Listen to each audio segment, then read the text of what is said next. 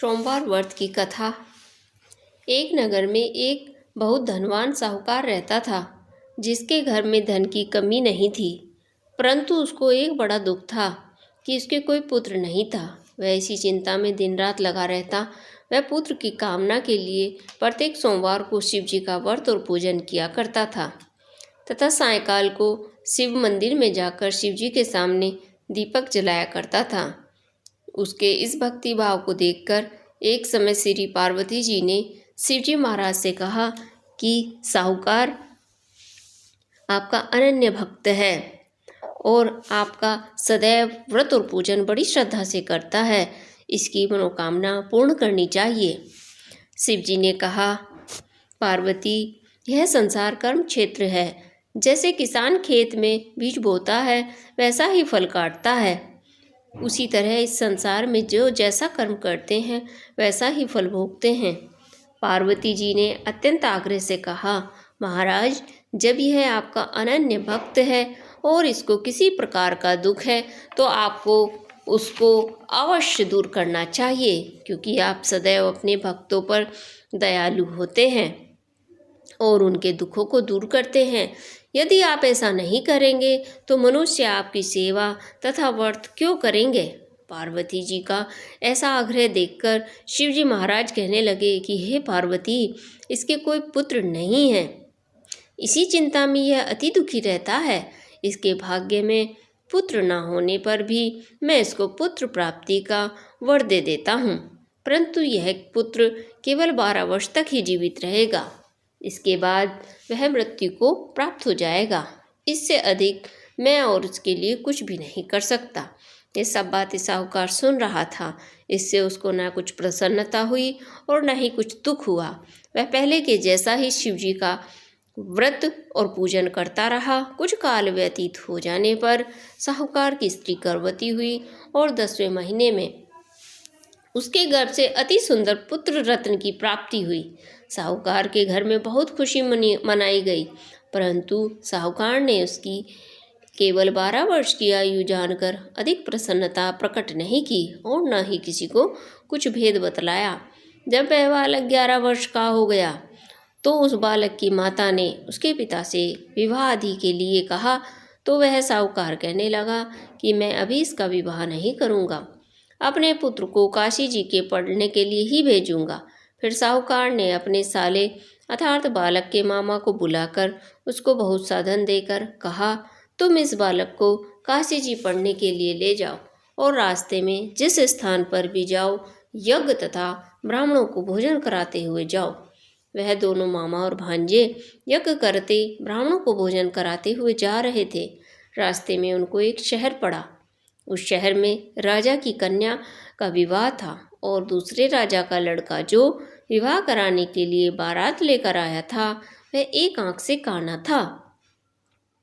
उसके पिता को इस बात की बड़ी चिंता थी कि वर को देखकर कन्या के माता पिता विवाह में किसी प्रकार की अड़चन पैदा न कर दें। इस कारण जब उसने अति सुंदर सेठ के लड़के को देखा तो मन में विचार किया कि क्यों न दरवाजे के समय इस लड़के से वर का काम भी चला लिया जाए। ऐसा विचार वर के पिता ने उस लड़के के मामा और से बात की तो वे राजी हो गया और फिर उस लड़के को वर के कपड़े पहना, घोड़ी पर चढ़ा, दरवाजे पर ले गए और सब कार्य प्रसन्नतापूर्ण संपूर्ण करा दिया गया।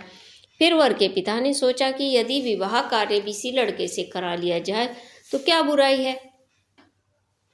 ऐसा विचार करके लड़के और उसके मामा से कहा, यदि आप फेर और कन्यादान का काम भी करा दे तो आपकी बड़ी ही कृपा होगी और इसके बदले मैं आपको बहुत कुछ धन दूंगा। तो उन्होंने स्वीकार कर लिया और विवाह कार्य भी बहुत अच्छी तरह से संपन्न हो गया। परंतु जिस समय लड़का जाने लगा तो उसने राजकुमारी की चुनरी के पल्ले पर लिख दिया कि तुम्हारा विवाह मेरे साथ हुआ है, परंतु जिस राजकुमार के साथ तुमको भेजेंगे वह एक आंख से काना है और मैं काशी जी पढ़ने जा रहा हूँ। लड़के के जाने के पश्चात उस राजकुमारी ने जब अपनी चुनरी पर ऐसा लिखा हुआ पाया तो उसने राजकुमार के साथ जाने से मना कर दिया और कहा कि ये मेरा पति नहीं है, मेरा विवाह इसके साथ नहीं हुआ है, वह तो काशी जी पढ़ने गया है। राजकुमारी के माता पिता ने अपनी कन्या को विदा नहीं किया और बारात वापस चली गई।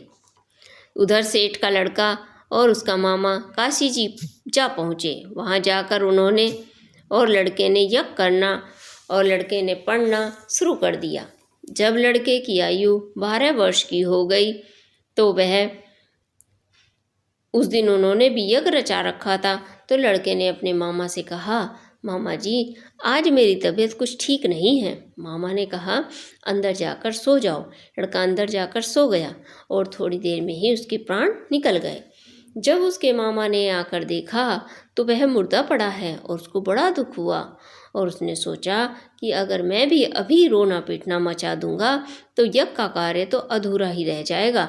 अतः उसने जल्दी से यज्ञ का कार्य समाप्त कर ब्राह्मणों के जाने के बाद रोना पीटना आरंभ कर दिया। संयोग से उसी समय शिव पार्वती जी उधर से जा रहे थे। जब उन्होंने जोर जोर से रोने की आवाज़ सुनी तो पार्वती जी कहने लगी, महाराज कोई दुखिया रो रहा है, इसके कष्ट को दूर कीजिए। जब शिव पार्वती ने पास जाकर देखा तो वहाँ तो एक लड़का मुर्दा पड़ा था। पार्वती जी कहने लगी, महाराज यह तो उसी सेठ का लड़का है जो आपके वरदान से हुआ था। शिव जी कहने लगे, हे पार्वती इसकी इतनी आयु थी यह वह भोग चुका है। तब पार्वती जी ने कहा, हे महाराज इस बालक को और आयु दो, नहीं तो इसके माता पिता तड़प तड़प कर मर जाएंगे। पार्वती जी के बार बार आग्रह करने पर शिव जी ने उसको जीवन वरदान दिया और शिव जी महाराज की कृपा से लड़का जीवित हो उठा। शिव जी और पार्वती जी कैलाश को चले गए। तब वह लड़का मामा जी के साथ उसी प्रकार यज्ञ करते ब्राह्मणों को भोजन कराते हुए अपने घर की ओर चल पड़ा। रास्ते में ऊंची शहर में आए जहाँ उसका विवाह हुआ था। वहाँ पर आकर उन्होंने यज्ञ आरंभ कर दिया तो उस लड़के के ससुर ने उनको पहचान लिया और अपने महल में ले जाकर बड़ी खातिर के साथ बहुत से दास दासियों सहित आदरपूर्वक लड़की और जमाई को विदा किया। जब वे शहर के निकट आए तो मामा ने कहा कि मैं पहले तुम्हारे घर जाकर खबर कराता हूँ। जब उस लड़के का मामा घर पहुँचा तो लड़के के माता पिता घर की छत पर बैठे हुए थे। यह प्रण कर रखा था कि यदि हमारा पुत्र सकुशल लौट आया तो हम राजी खुशी नीचे उतर आएंगे, नहीं तो छत से गिरकर अपने प्राण खो देंगे। इतने में उस लड़के के मामा ने आकर यह समाचार दिया कि आपका पुत्र आ गया है, तो उनको विश्वास नहीं आया। तब उसके मामा ने शपथपूर्वक कहा कि आपका पुत्र अपनी स्त्री के साथ बहुत सारा धन साथ लेकर आया है। तो सेठ ने आनंद के साथ उनका स्वागत किया और बड़ी प्रसन्नता के साथ रहने लगे। इसी प्रकार से जो कोई भी सोमवार के व्रत को धारण करता है अथवा इस कथा को पढ़ता है, सुनता है, उसकी समस्त मनोकामनाएं पूर्ण होती हैं। बोलिए शंकर भगवान की जय।